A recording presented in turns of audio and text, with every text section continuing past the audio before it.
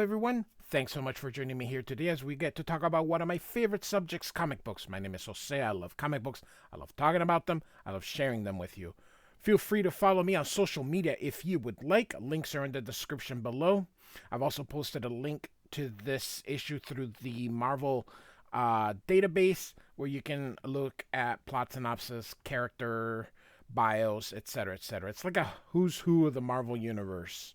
So, I decided I want to cover the run where Captain America ends up being replaced by John Walker. And you can kind of point at this issue as the beginning of that run. So I decided, hey, I'm just going to start covering this portion of Captain America. So we're going to be looking at today at Captain America 321 by Mark Grunwald, and Paul Neary is the penciler. Paul Neary is normally known as the inker for Alan Davis, but he's doing penciling duty. And then John Beatty, who is the inker on this piece. This cover is by Mike Zeck. John Beatty, I believe, is the inker inside. So first, we're going to look at this striking cover by Mike Zeck. Absolutely riveting. He was the cover artist during a long period, and I've covered the Wolverine. Captain America. I think it's annual 10, could be 8. It's the one with Wolverine, which Mike Zeck does the cover and the inside. It's Captain America Annual 8. So I have covered this one before if you're interested. Mike Zeck does do the insides, and of course everybody remembers this striking image. So all right, let's begin. So these I don't. We'll see who they are, but these are people about to take over this airplane. So this airplane's slowing down. It's preparing to descent here, and this guy is the leader. He tells them to get into position. Krantz. Let's see. I don't know. Krantz Katari to the right, Rivik to the left. With him. So, and here are the credits. Mark Grunwald, writer. Paul Neary is doing layouts with John Beatty, the finishes. So, Mike Carlin is the editor. Mike Carlin eventually leaves Marvel to be the editor of the Superman titles at DC. And of course, this is toward the endish of Jim Shooter's era at Marvel. I like the TWA. That is such a symbol of the times. That is a real airline, or was. So here the co-pilot is telling the captain that he sees some blips. They're too fast to be birds and too small to be aircrafts. Of course, this one's telling them to avoid the jet exhaust. And so they're going to take out the grappling hooks. And they're going to go get in. And of course, this person sees them, that there's people on the wings, and calls the flight attendant to go take a look. So the flight attendant tells the captain that there are people on the wings, and the co-pilot says that must be the blips that I saw. And so the terrorists are about to go in. He's got electromagnetic grips. That is what allowing them to stick to the airplane as it's moving. He tells the other guy to keep his distance because if he falls, he doesn't want him taking him with him. So they're going to burst into the airplane. The flight attendant tells everyone to get ready, that they're going to have a loss of cabin pressure. That is true, however, not completely true. If the airplane is descending, which it was descending, anything 10,000 feet or less isn't really loss of cabin pressure. You can breathe within the 10,000 feet. So So she tells them not to panic, and the oxygen masks are gonna deploy, and to like prepare as if this was um, uh, crash landing. I love the empty seats. Back then, airline weren't like now, so a lot of airplanes didn't always go full. But now you can't go anywhere without being packed in like a sardine. So, all right, so they open the door and they're gonna prepare to board. And here's just kind of showing all the pressure going out. So they must be above 10,000 feet. So, um, so they go in. So it looks like they're German. So all four get in and tell him to secure, and he'll see the pilot. He tells everyone to remain calm. No harm will come to them. They're being hijacked. This guy's got his gun. He says his name is Flag Smasher, and do everything that they say, and they'll get to live.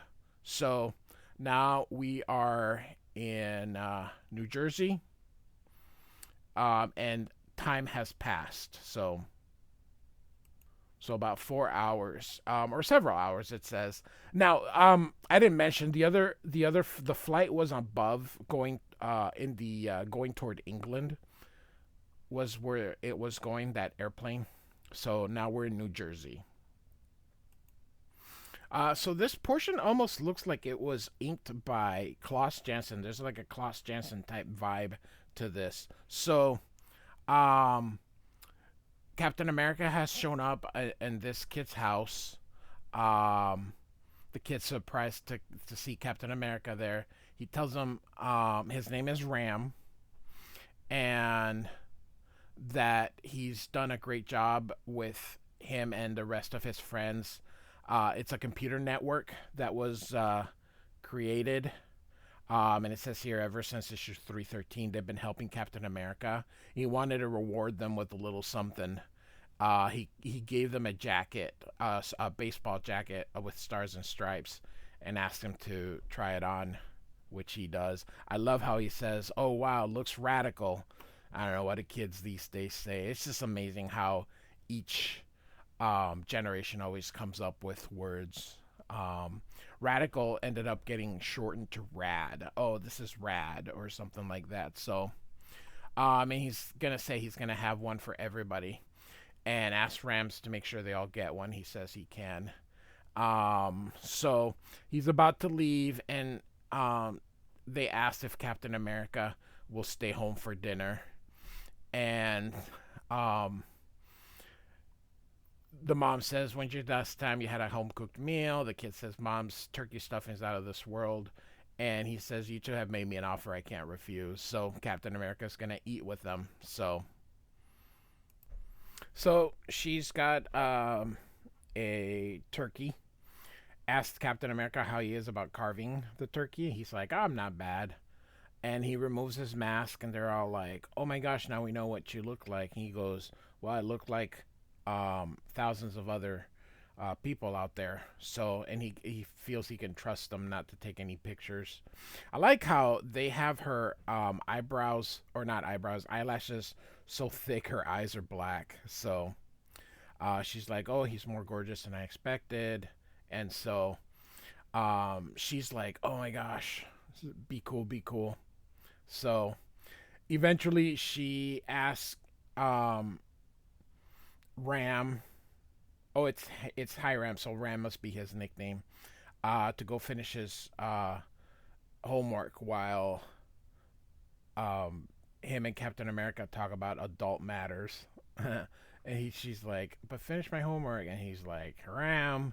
So he leaves, and so you can see here that she's about to hit the moves on Captain America, and Captain America remembers of his old girlfriend, and so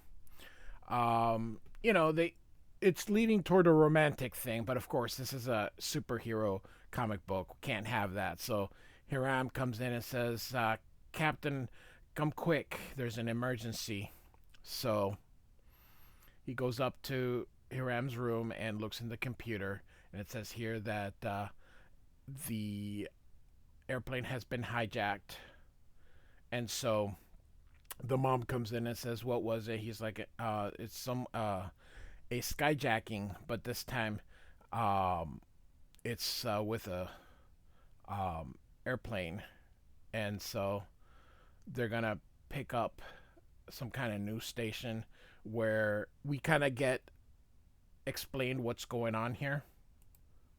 So I'll kind of just read this here. So the group called themselves Ultimatum.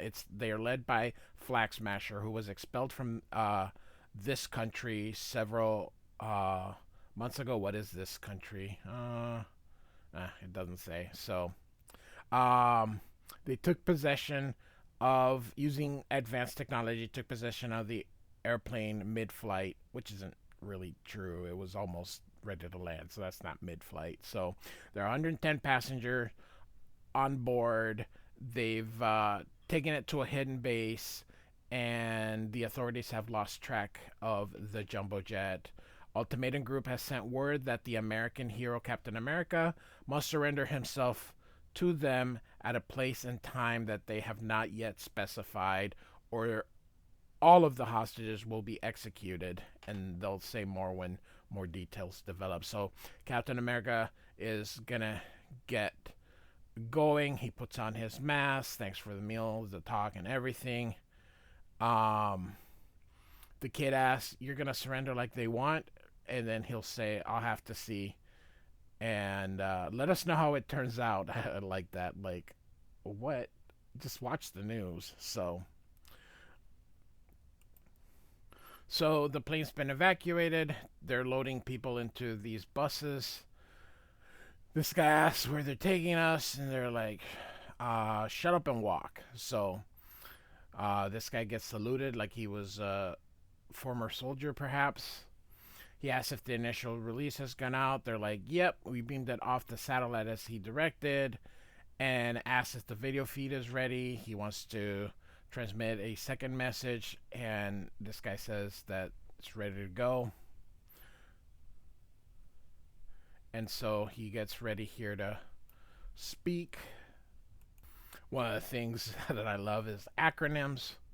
So he's like, "Citizens of the world, I am Flag Smasher. Today, I and several agents of Ultimatum." Ultimatum means the underground, liberated, totally integrated mobile army to unite mankind. Goodness gracious, what a name. Use their advanced technology to kidnap the passengers. What kind of a man would commit such a crime? I'll tell you, I'm a man without a country.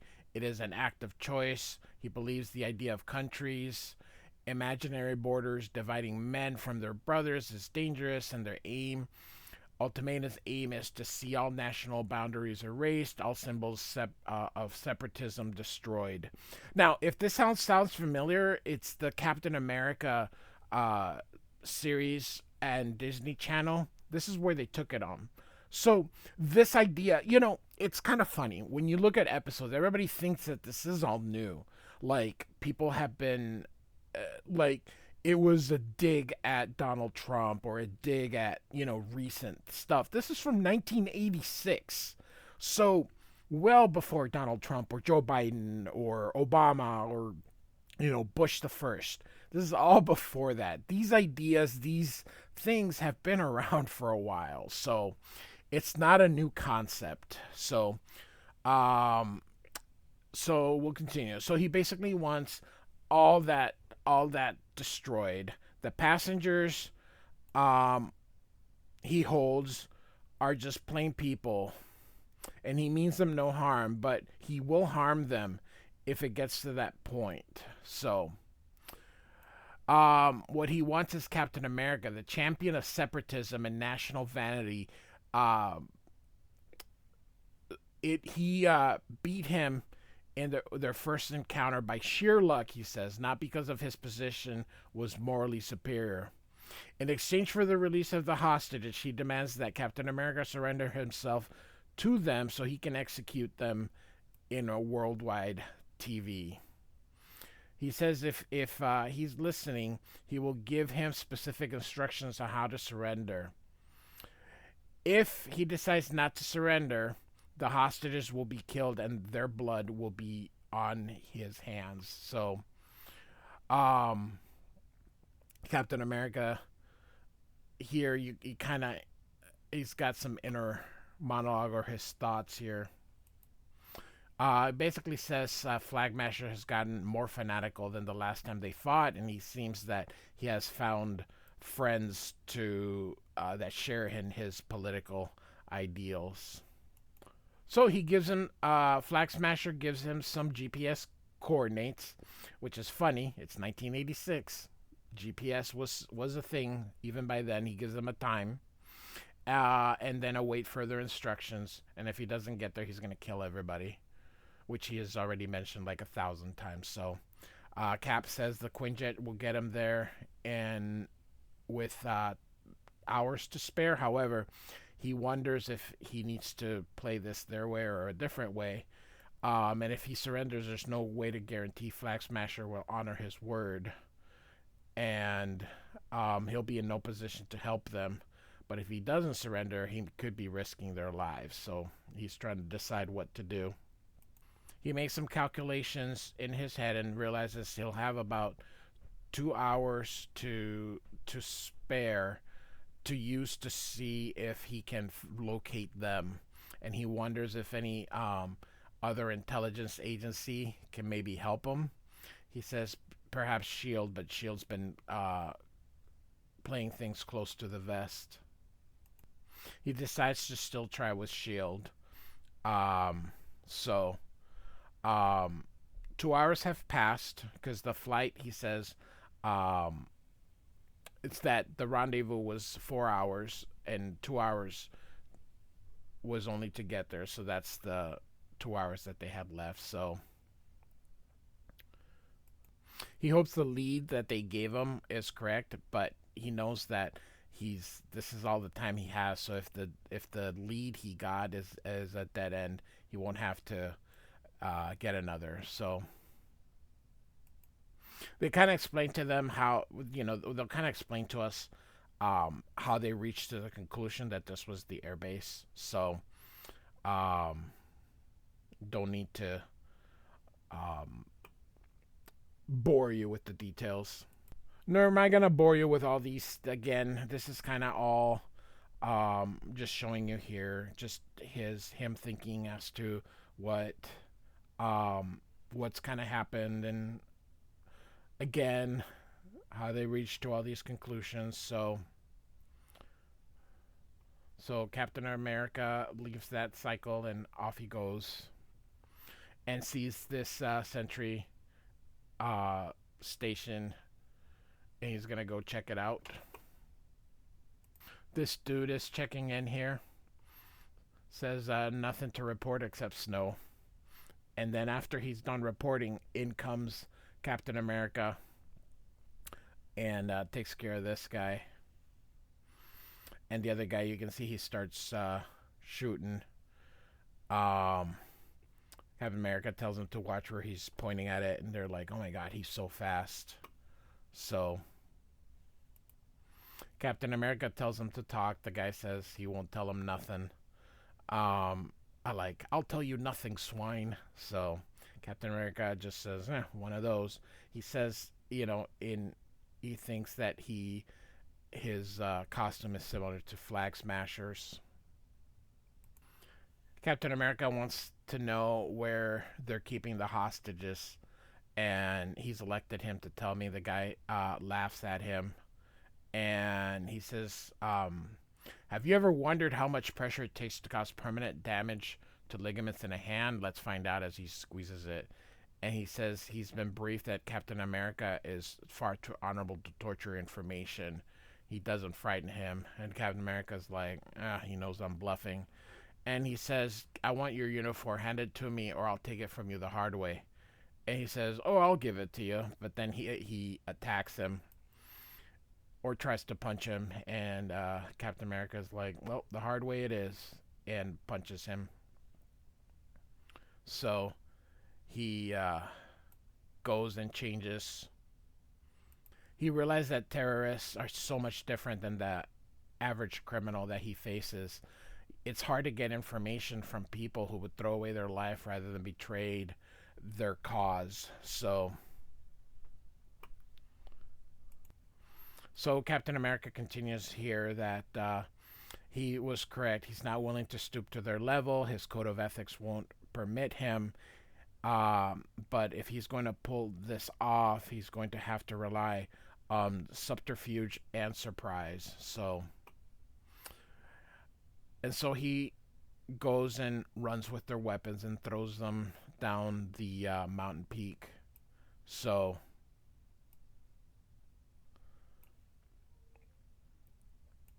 he decides to keep at least one of the guns as a prop, so he can look like one of them. So he keeps one weapon, but throws away the rest.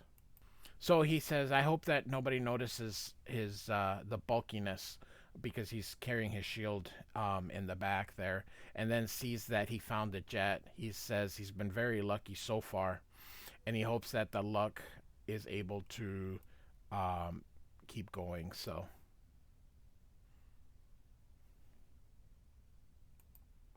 he's gonna go in and take a look and sees more weapons, but can't find them. And this guy's there, and he goes, "Hey, can you tell me what's going on, Flag Smashers, once all the hostages moved?" And this guy's like, "What? That makes no sense. Why?" He says, "Maybe he's worried about the shield spy plane they just spotted." The other guy goes, "The monastery is completely camouflaged from air shield." And then he goes, "Wait a minute, how did you come by this information?" So Captain America then punches him out, and he goes, "Never mind." And so at least he got a word monastery, so he knows that the hostages aren't there. So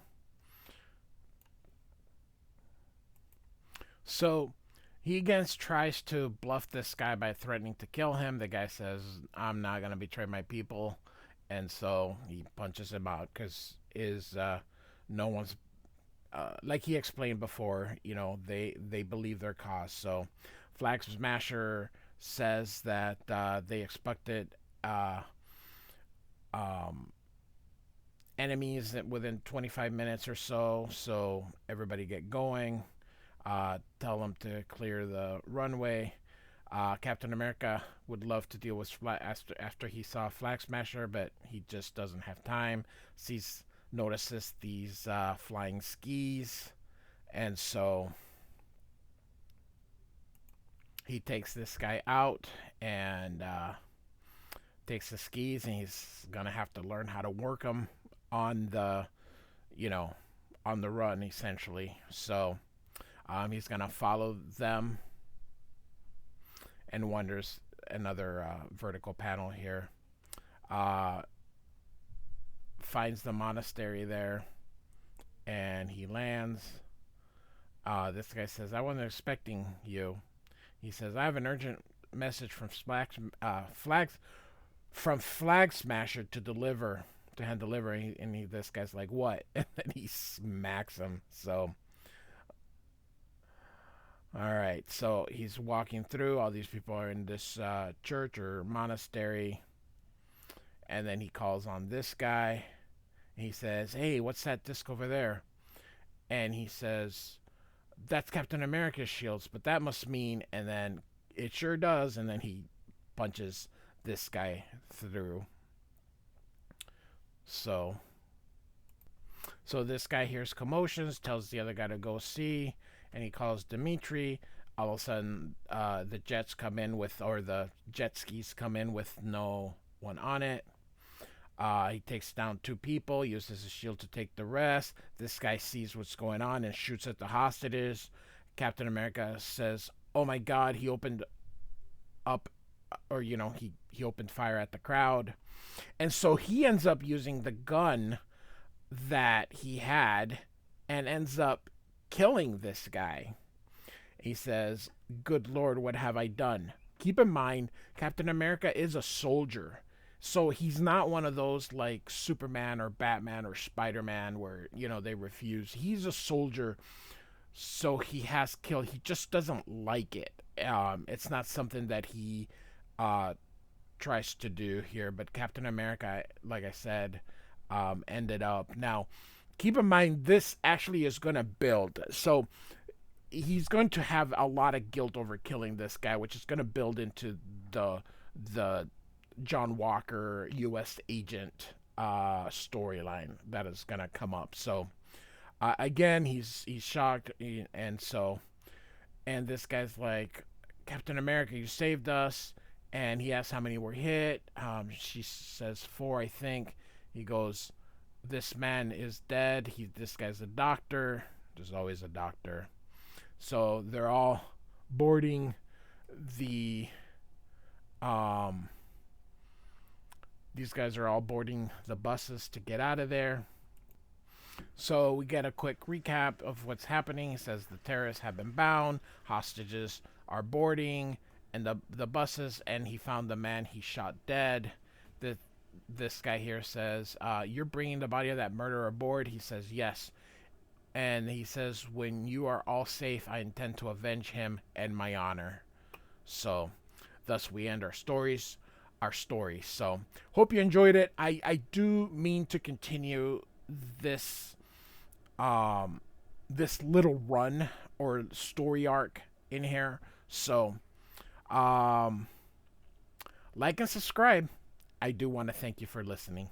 Goodbye.